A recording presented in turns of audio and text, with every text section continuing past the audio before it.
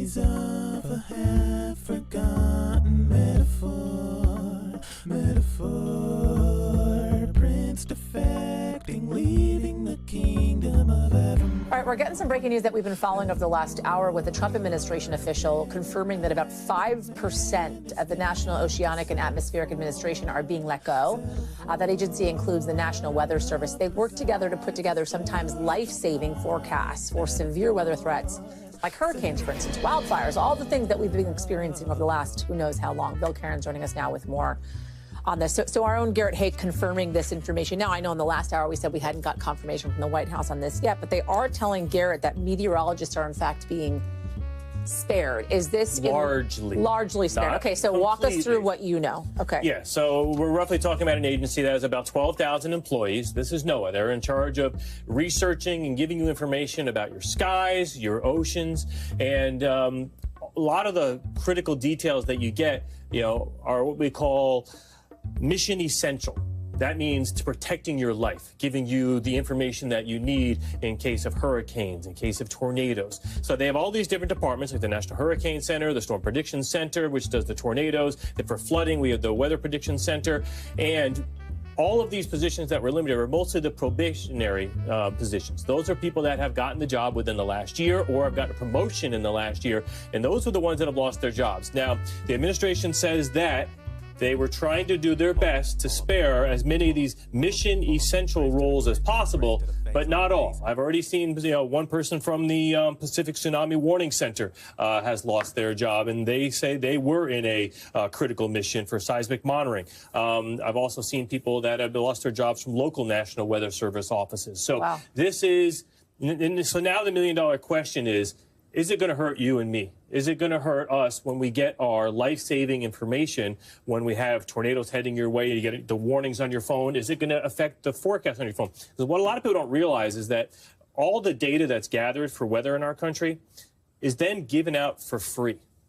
You can get it for free. I can get it for free. All the private weather companies that you get your, whatever weather app you choose on your phone, they get that information for free from our government. So if that information is not as good anymore, then our forecast won't be as good. And if we don't have the correct people in the right positions, with enough experience for tornadoes and hurricanes and other things, we could put lives at risk. And that's the question here is, that 5%, how much of a difference are we going to notice and at what expense? So what does this mean, though? How is it going to affect us? Because, yes, we talk about life and death.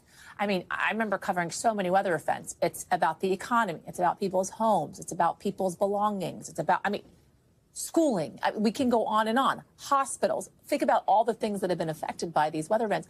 But let me push back on this one thing.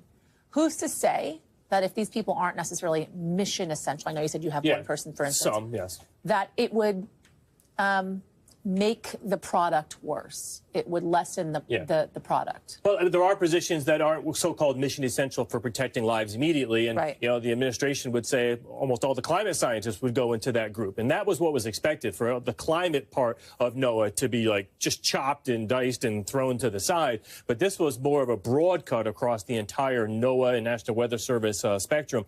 And so, we have to wait and see just how much that affects and how much public information we're not going to get now that we normally would. We'll have to find out more in the days ahead. And this is what is said to be just the beginning, that there's likely going to be more cuts. Thanks for watching. Shalosio Yatzarel. It's your brother, your cousin, your nephew, young Aniyun Wiya, reporting live on behalf of the master of breath, Hisake Messi, to let you know that despite what they told you, your righteousness is an everlasting righteousness, and your law is the truth, not theirs.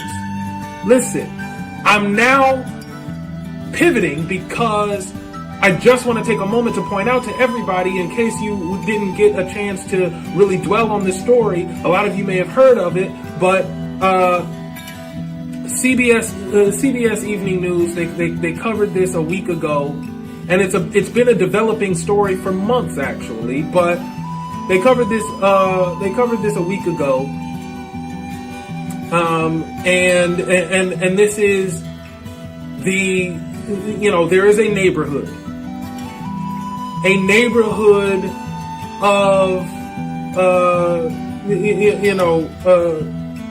believe it is a neighborhood of about 400 households, 400 well-to-do households, let's say. A few hundred well-to-do households. This neighborhood is sinking into the ocean. It is sliding right off of the Palos Verdes Peninsula, right off the coast of California, and right into the ocean. Now, I bring this up because, of course, we are all very much aware, California has already been hit with so much environmentally this year. And I want to take a moment to take stock of how much has actually hit them this year, because it's a lot, and we need to take stock of it so that we can ask the pivotal question, why? Is there anything more to this than just, bad things happen, and that's just how it is, It'd be like that sometimes, right? And maybe that's all it is to it. Or have you considered the possibility? Have you considered the possibility that nature sometimes strikes back?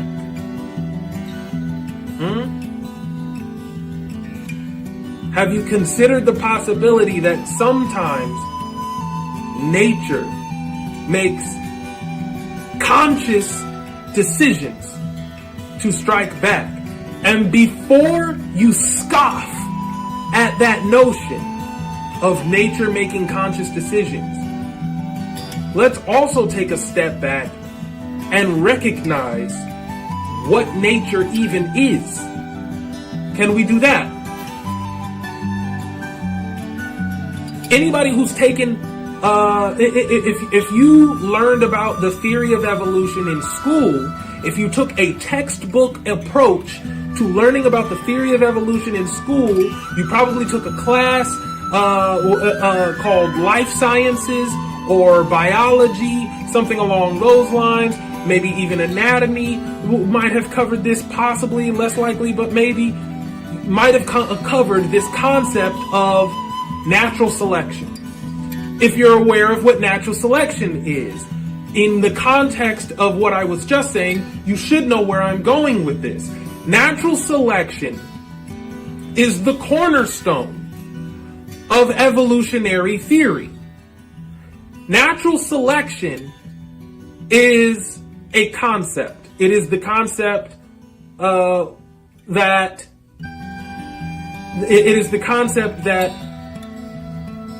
heritable traits are being selected to be passed on from parent to offspring, and other heritable traits are being selected to not get passed on from parent to offspring. And that but natural selection, the pivotal key, what's most critical about understanding natural selection is that it is this process, both short-term and long-term, meaning spanning multiple generations or just one. It's both, not or, and. Both and, not either or. Natural selection is determining. Natural selection is the phenomenon, and I say phenomenon because any evolutionary biologist is going to tell you straight up, they don't know. We don't know what it is.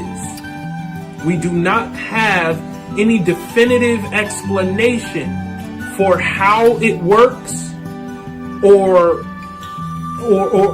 where the decisions actually get made. But this is a phenomenon that is limitless. It is not bound by a certain number of generations. It does not seem to be bound by It certainly isn't bound by species, because it doesn't matter what type of living organism we're even talking about. All living organisms are subject to this. This is the process, a phenomenon that we can't fully explain, which chooses, that's why we call it natural selection. It selects traits to be taken out so that certain, and evolutionary theory posits that the reason why traits are sometimes selected for deletion, meaning selected to not get passed on anymore, not just from one parent to offspring, but for all future generations of a species. An entire species can lose this trait, not just one family. An entire species can lose a certain trait or gain a certain trait. But the reason why a species would lose a certain trait is because that trait is less conducive to survival, to the survival of the species. And in some cases, it might not be less conducive to the survival of the species. It might get eliminated because because it impinges upon the survivability of many species within the ecosystem that this species inhabits. And I know that's a lot to take in. We're not focusing on just this tonight. We're not focusing on this all night. But I bring all of that up to say there is a phenomenon that chooses. It makes decisions about what traits get passed on and which traits don't. It makes decisions about which species go extinct and which ones don't. Because whether or not a species is able to adapt to changes in its environment over time is decided upon by this phenomenon.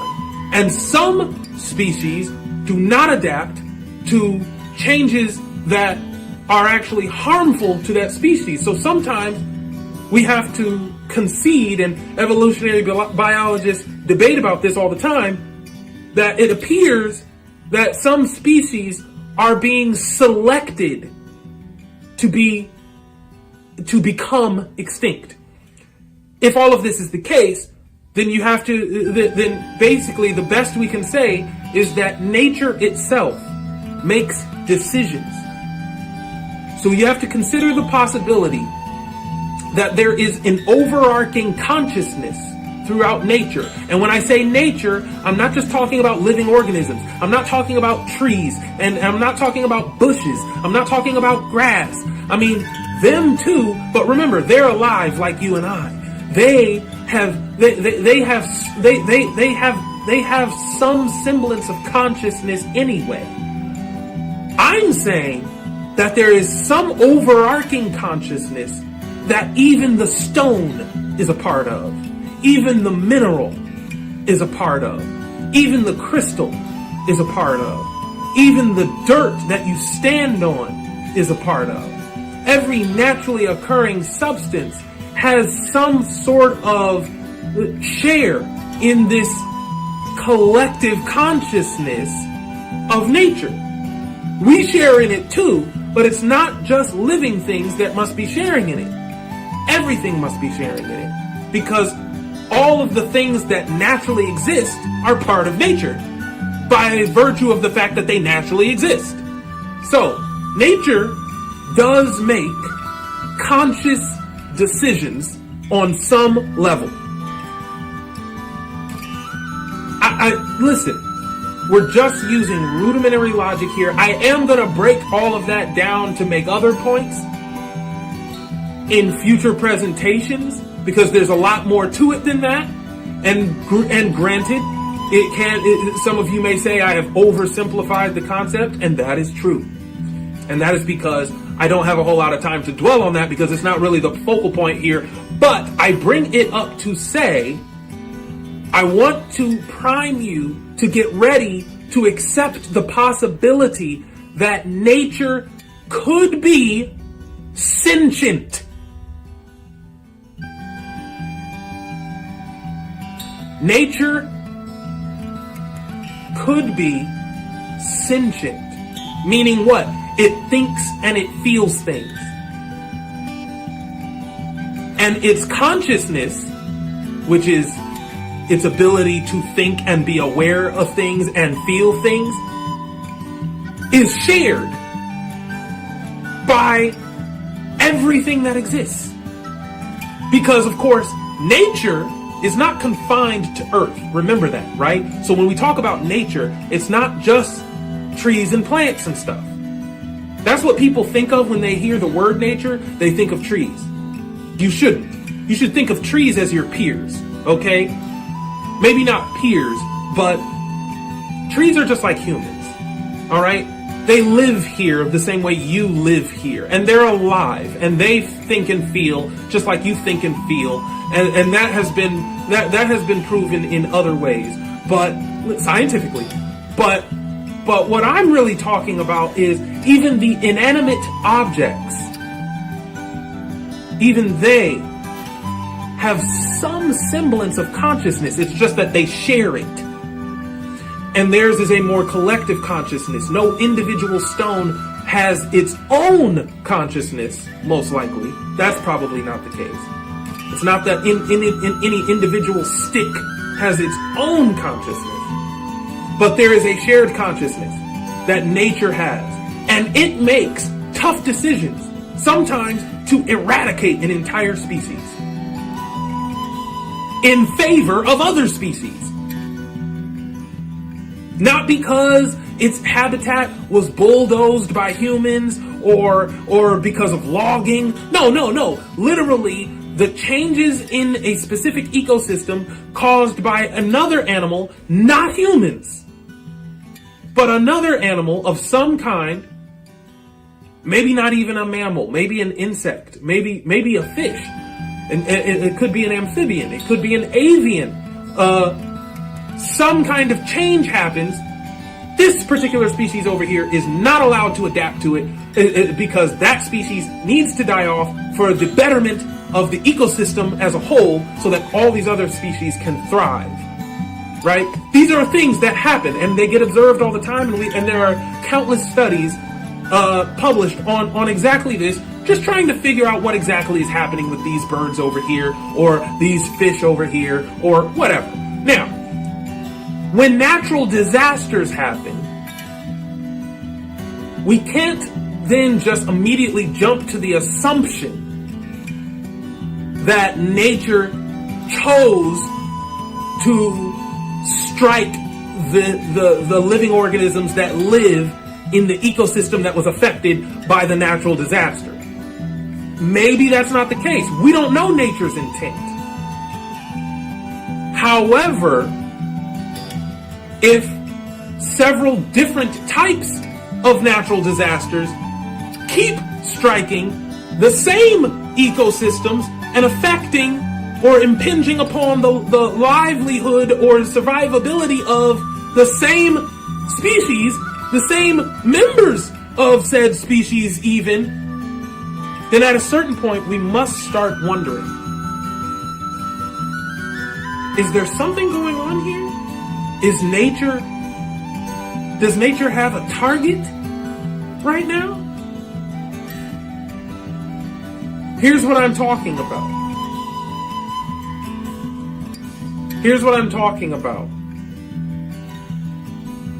Backing all the way up when we look at California and what it's been through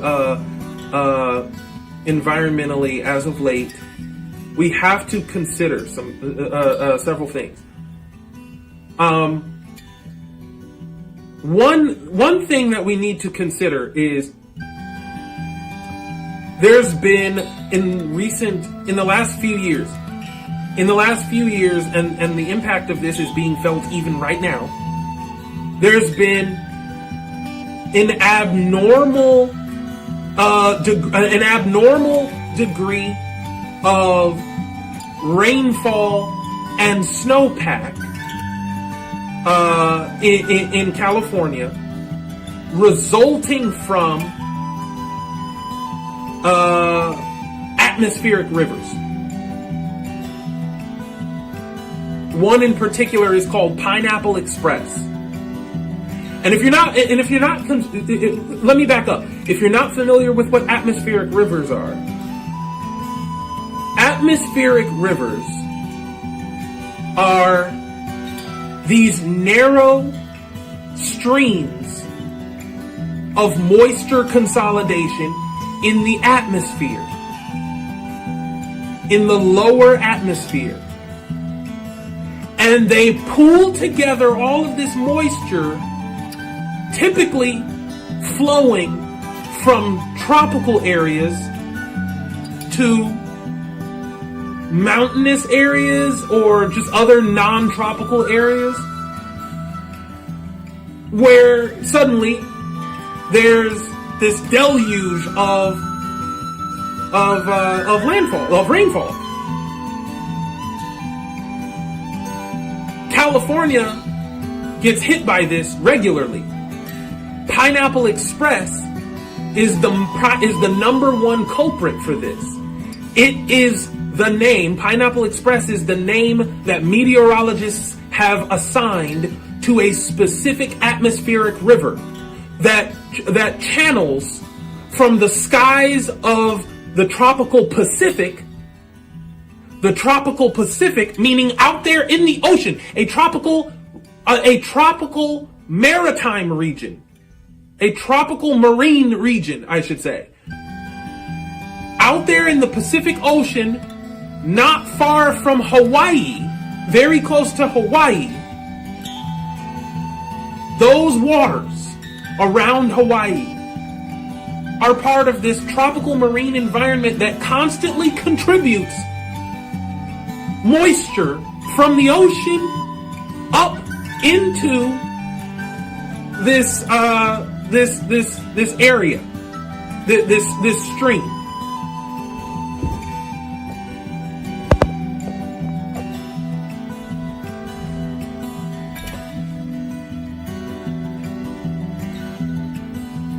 It constantly flows up into this stream, and then this stream pools it all together in the atmosphere and carries it specifically to California. And it has been abnormally active in recent years. It's been picking up for the last few years. Year after year, it's been picking up. And in fact, 2023 was a major year for that. It was a big problem, which has precipitated, no pun intended, the landslide problem that Palos Verdes is experiencing now in California. This neighborhood that's sliding off the continent and into the ocean as we speak. And literally, just 8 days ago, CBS Evening News did a report on that. Because what they're talking about is the fact that this problem has arisen, or I should say, this problem has progressed incredibly rapidly over the course of just the last few months. In the last few months alone, the separation of lands over there on that peninsula that's hanging off, that's jutting off of California, it has suddenly begun to just the separation has just accelerated significantly in the last few months. So now what's all the rainfall before from all these sudden bursts of intense flooding and rainfall have been caused by the atmospheric streams or atmospheric rivers that have really exacerbated this problem to a significant degree. Which of course is funny because it's not funny, but California is is not known for rainfall, right? The problem is California doesn't get its rainfall at a rate that is safe for preserving its environment. It gets its rainfall in these random bursts that are actually harmful to the inhabitants of the environment. But those bursts typically, historically, have been very intermittent and not common. Now they're becoming more common, as if to deliberately fuel this other problem, which is the earth itself quaking and shaking and cleaving this peninsula right off of California, pushing it into the ocean. So the land is responding to what the water cycle is doing. There's like 1,000 people living in this neighborhood. And they're all there. And in fact, in a minute, I'm going to show you a snippet of the program, of the CBS Evening News program, so that you can see how it's explained, but also so that you can see how one of the residents describes the situation. She talks about it in a way that is very interesting, actually, because what she wants you to know is that people think we're all millionaires out here, and that's not true. Our money is in our properties. Our money is in our houses, and we're losing those. So we have nowhere to go. We can't just go buy another house because we can't sell this one. What she's saying is trying to get you to have some compassion for these people and be empathetic, because they're going through something really rough. But I want to make and I don't take that away from her. We should have compassion for these people. We do need to be empathetic toward their plight. Although I will just put an asterisk by what she's saying. There's a caveat with what she's saying when she says we're not people think we're all millionaires out here, but that's not true. Well, what she means is they're millionaires by net worth, but they don't have the liquidity to combat this problem and just survive it. That's what she means. Because frankly, they do live in million-dollar houses, right? So that is, by net worth, if we take your assets into consideration, you are a millionaire. Which does get to the real crux of the matter, what I really wanted to address here tonight. The real issue, guys, listen, the real issue right now, because the real issue is this. California is under attack. Nature itself is attacking California. And we're going to talk about who that actually is doing the attacking, right? We're going to talk about that.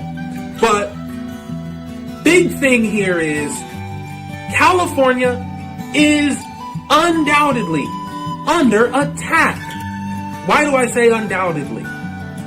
We have a pattern here. We have a pattern here.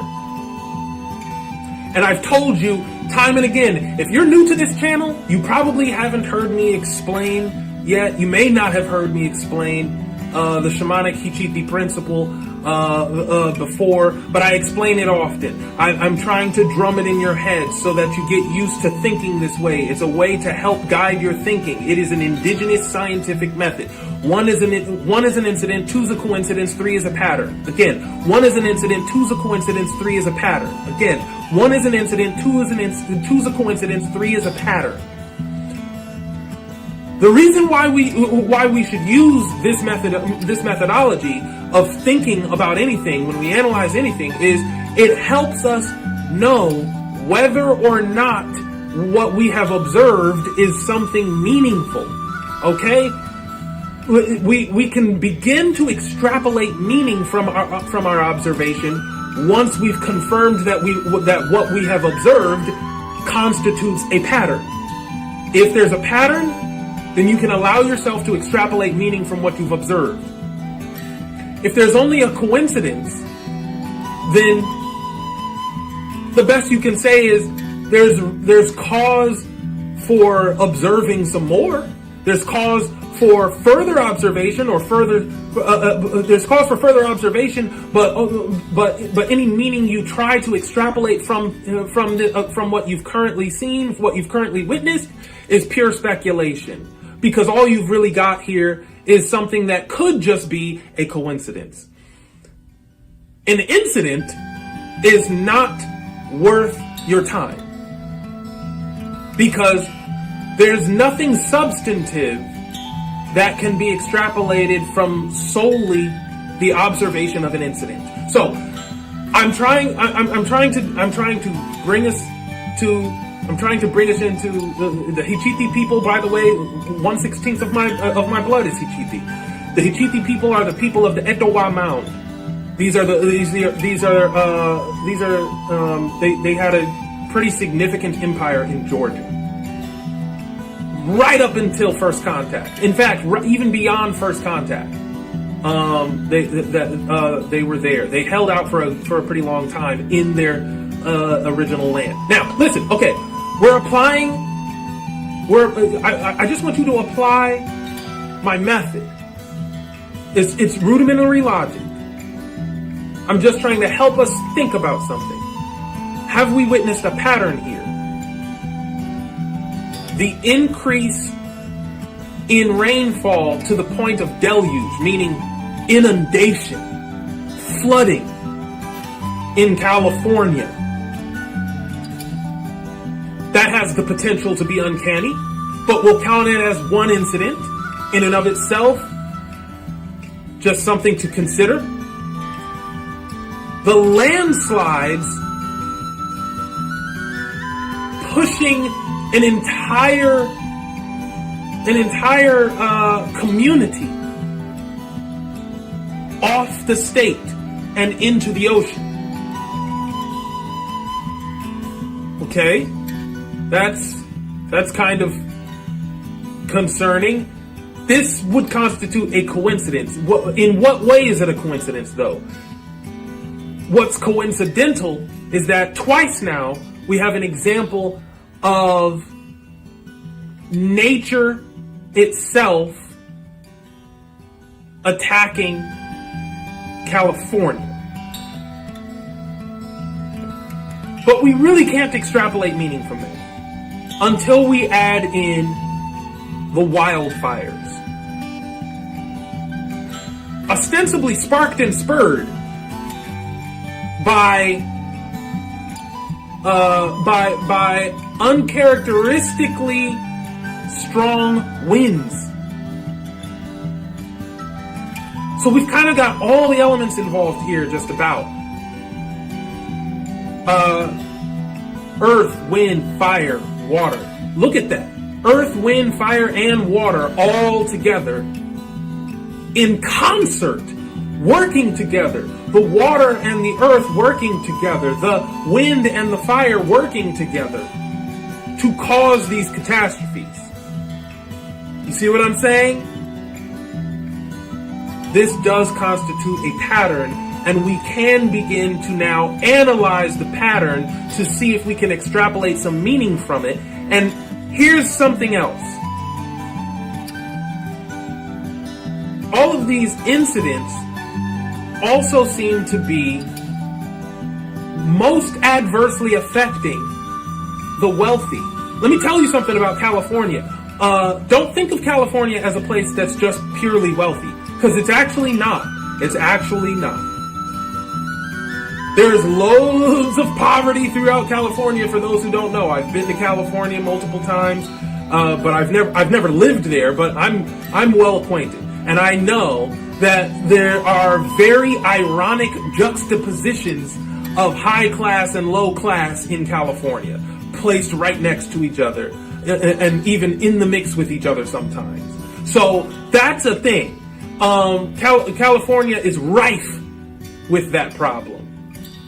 So I say that to say, think about this for a second. Think about this. What we've got here, honestly, what we've got here is a confluence of events wherein nature,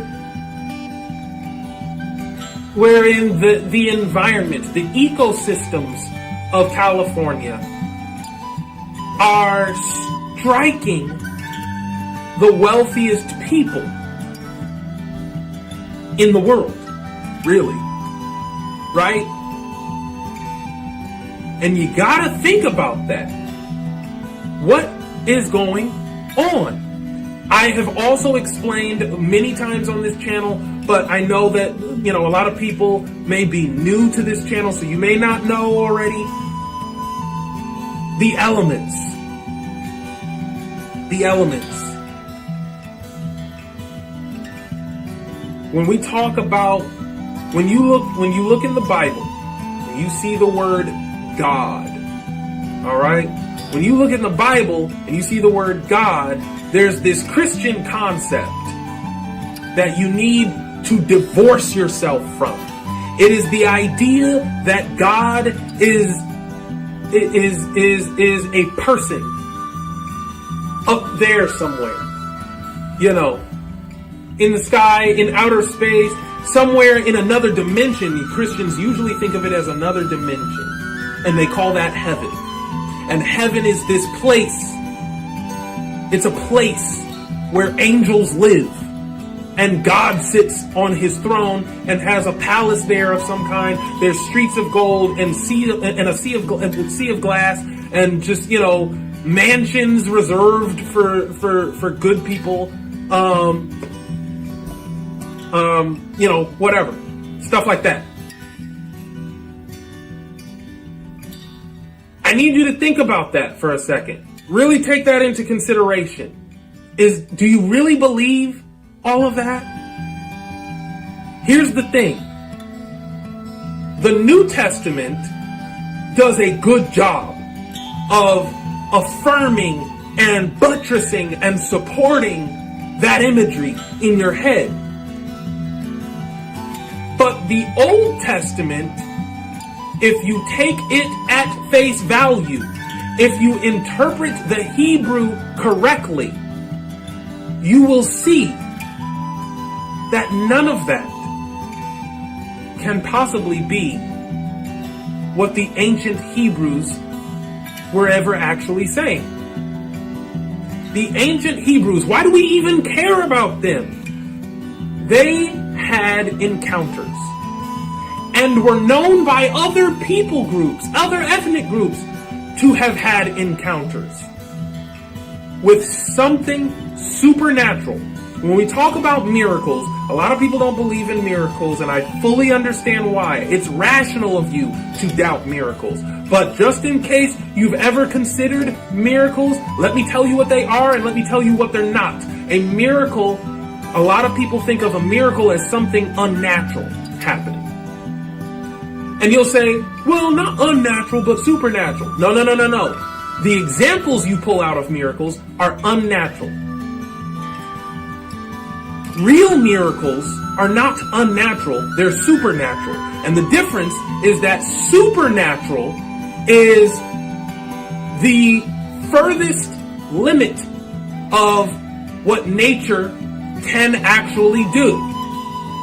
Unnatural is something that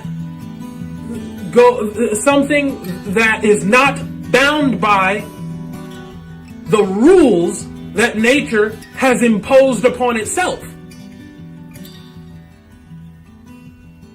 Does that make any sense? Okay.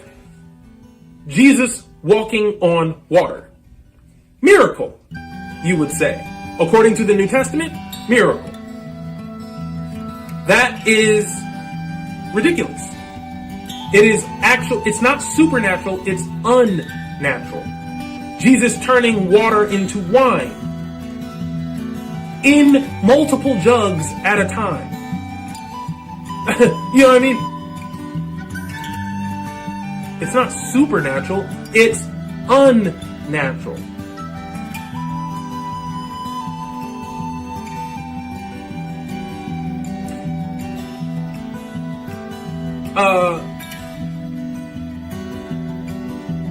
tornadoes leading the children of Israel out of Egypt.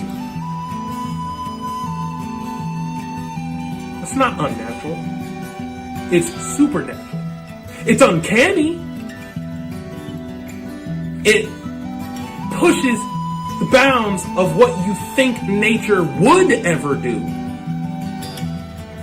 But it's well within the scope of what nature could actually do.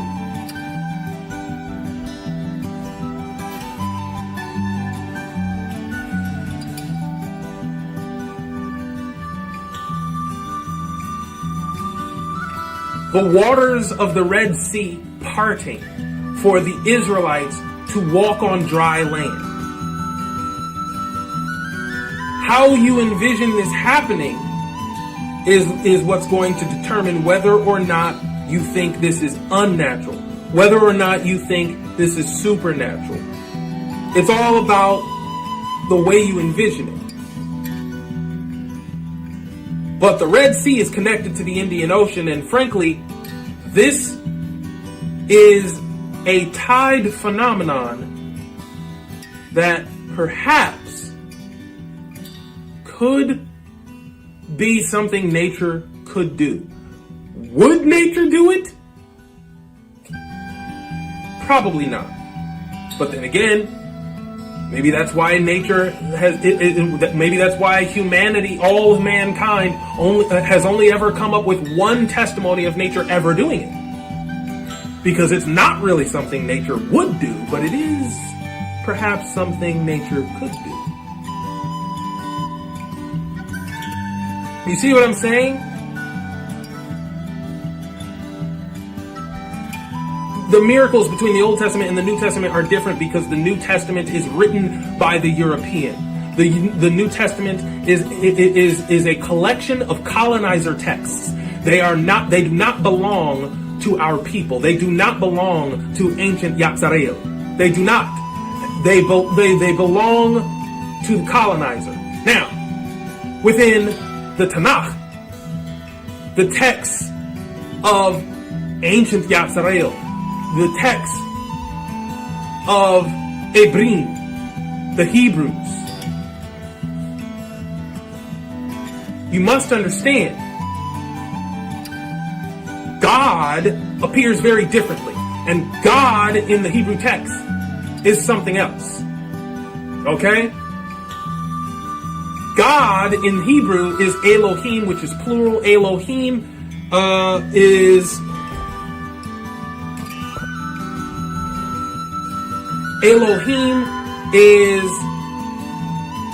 the elements. Earth, fire, wind, water, lightning, plasma, whatever you want to call that. But also cadmium, sodium, helium, hydrogen, oxygen, nitrogen, carbon, right? Carbon. All of these things. So, the elements. And I've broken that down more in some of my video presentations. Please, please, please, if you get the chance, please check those out. But the elements, that's what God is. And nature, which another word for nature is the universe. Universe, nature, it's the same thing. Look up the definition of universe. It is the sum of all that exists. What is nature? It is it is all existing things. Right? So nature, universe, they're the same thing. Nature, or the universe, that's Yahweh. That's the Great Spirit. The Great Spirit is the sum of all that is. All right? Including the elements. And including you and me. Including the trees. Including the stone. All right. So, and this is why, of course, the American Indians were ridiculed by the colonizer for their animistic beliefs. Animism being the idea that there is some semblance of spirit or soul in inanimate objects. Well, actually, yeah, there is. We just talked about that. Because there is that shared consciousness that they have. They have a share of the Great Spirit the same way you and I have a share of the Great Spirit. The Great Spirit is Wakantanka to the Lakota in the Teton Sioux. But within you is your share of Wakantanka, which is just called Wakanda. Your part of Wakantanka is Wakanda. Okay? That's how that works. So I'm trying to put you on game. Just a little bit. These things, these entities, the elements are striking California, and we need to figure out why. It would appear that they're striking California. We have to look at the possibility that they genuinely, that the Hebrew text is legit, and that actually the elements are God. That's why whenever it says God appeared to someone like Moses, what did they appear as? A burning bush. A tornado leading the people. A tornado of fire behind the people. You know what I'm saying? These are the things I'm talking about. Okay, so listen to me, because I'm trying to wrap this up. I'm actually trying to wrap this up. I'm not trying to do this for long. So here's what I'm actually talking about. And I don't know how aware anyone is of these facts, but the state of California is actually the largest economy in the United States. It is the largest local economy in the United States, greater than any other state economy. It has the largest.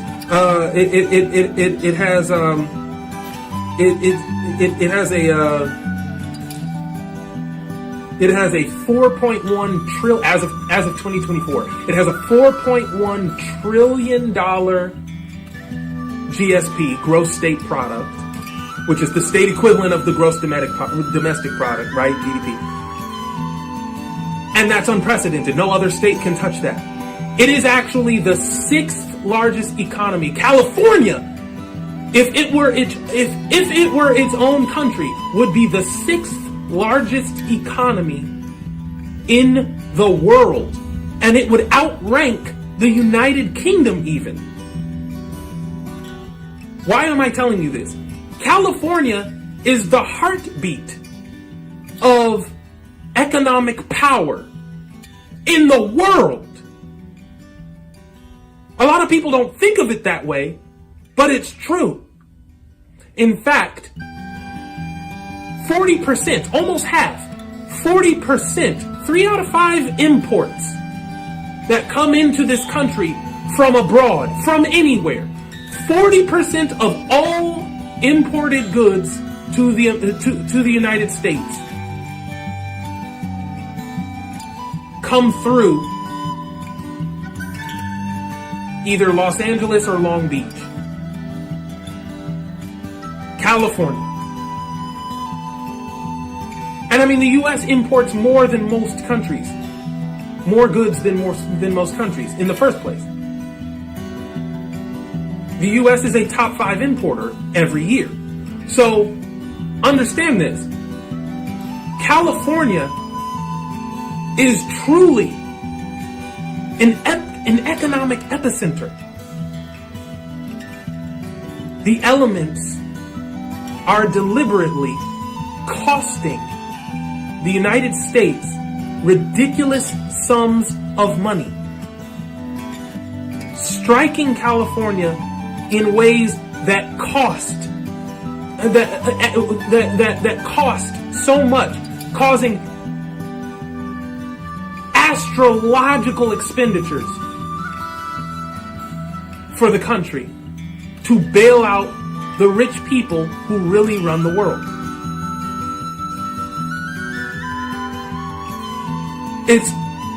They're exhausting the country's resources because eventually these natural disasters, they're only going to get worse, and the United States is dwindling its resources to combat this and to survive this, and will lose what it needs, the money it needs, the funding it needs to survive the things that are happening, the things that will be happening soon. We can save people right now because we have the money. But that will not always be the case, not at this rate, because the wealthy keep getting hit. And it's not just in California. I'm focusing on California because that's really where the crux of the problem is. And we've even got Donald Trump right now firing over 100 meteorologists from the NOAA. And in case you don't recognize the significance of that, at a time when natural disasters are pounding the country, this is incredibly significant. That's a problem. Because you see, what's happening is Donald Trump may just be an agent of destruction for the country without realizing it. He's blinding the country at a time when the country must see. This is a terrible time for NOAA to be understaffed. That's not good in light of everything we're talking about here. And he may be possessed to do these things in much the same way that Pharaoh's heart was hardened. In much the same way that Yahweh pushed David to sin so that Yahzarel could be punished. If you're not familiar with that story, I do plan on addressing that in a future presentation. That's a whole nother subject. I don't have time to dive into that. A lot to unpack there. But my point is that existence, the universe, nature, does cause people to think certain things and do certain things. Your free will does get impinged upon by existence. Sometimes, because the thing is, Christianity is actually built on this notion that the reason why God had to do everything that he had to do the way that he did it was to avoid encroaching upon your free will. Elohim could care less. Nature will encroach upon your free will if they decide to. They will. Social contagion is an infringement upon free will, and social contagion is driven by the elements too. Your consciousness is very susceptible to the manipulation of the elements. Your consciousness is just a bunch of electrical arcs in your brain. It's of the elements. They can absolutely manipulate it easily. Also, you are the sum of the microorganisms that live inside you as well. So you've actually got a second brain in your gut that's manipulating the brain in your head at all times. And that's really just a colony of microorganisms who may not want what you want. And they hijack your thoughts that way. But my point is this. Something is happening here. And in the mid-Atlantic, we have seen something somewhat similar. Because I don't know if you're aware, and this is not a Donald Trump problem. This is a Joe Biden problem. This is a Joe Biden problem.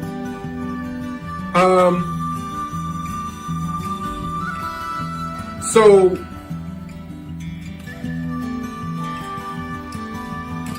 right before Hurricane Helene hit,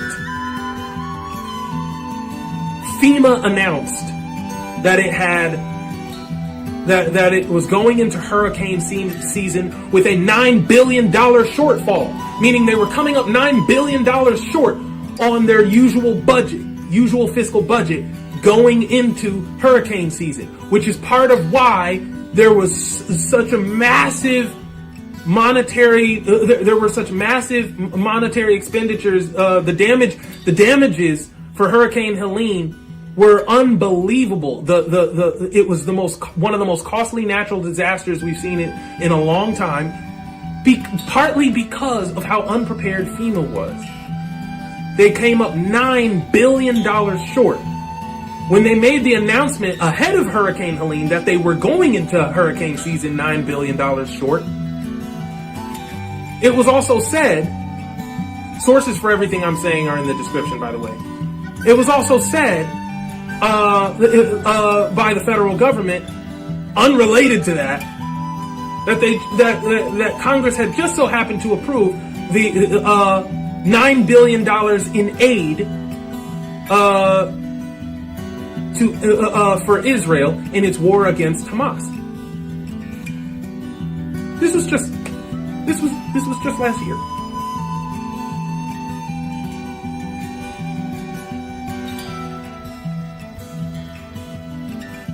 And because you believe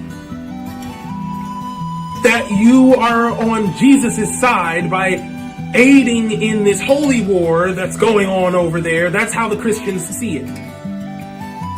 You were convinced to remove money in a massive sum to deliberately take away your own preparation for a natural disaster that was impending at the time and did come.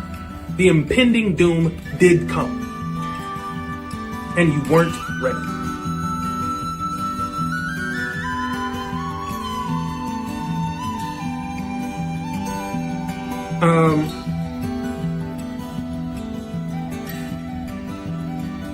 So, and I mean, there have been so many of these things going on, but I just wanted to get on here and address a few of them. California is the real. I know that last one, with Hurricane Helene and all, that's really more of a mid-Atlantic region focus. But I bring it up to point out that it is an example of the elements hitting the United States in the most costly way possible.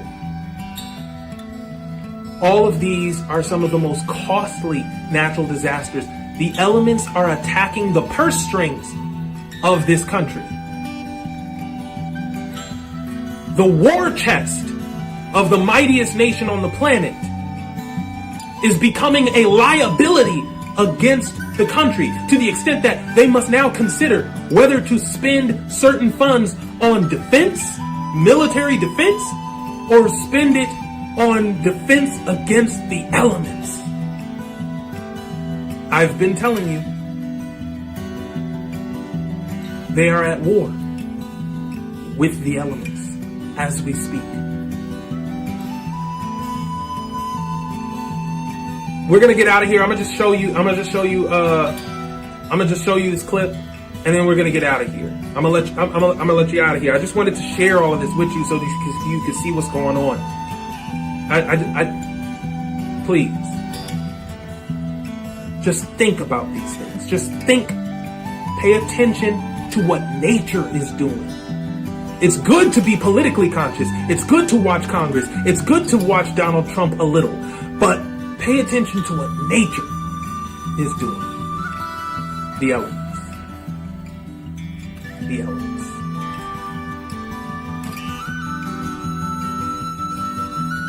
Peace, family.